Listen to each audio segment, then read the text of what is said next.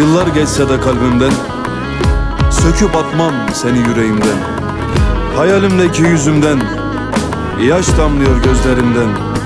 Hayalimdeki yüzümden yaş damlıyor gözlerimden. Yaş damlıyor gözlerimden. Oldu mu yarim, oldu mu?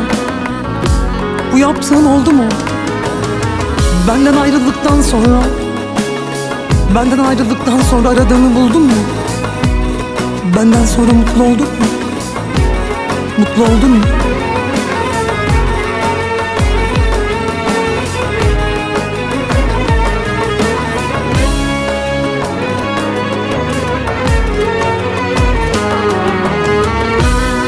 Yıllar geçse de kalbimden, silip atmam yüreğimden. Hayalimdeki yüzümden yaş damlıyor gözlerimden.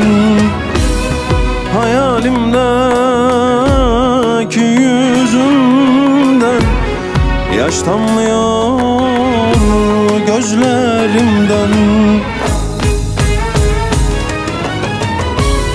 Oldu mu yar, yar oldu mu? Gidince yerim doldu mu? Bana canım gülüm derken söylesen mutlu oldum mu? Oldu mu yar, yar oldu mu? Gidince yerim doldu mu? Bana canım gülüm derken söylesen mutlu oldun mu?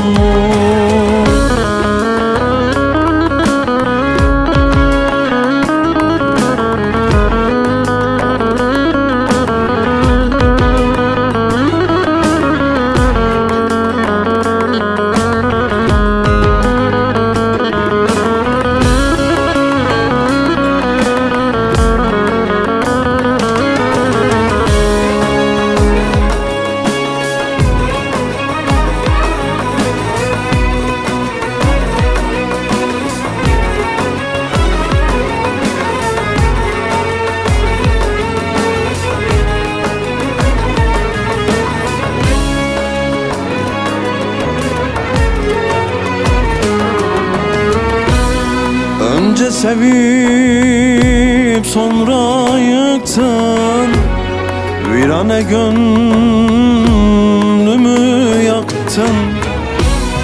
Heba olmuş gönlümde, beni ateşlere attın.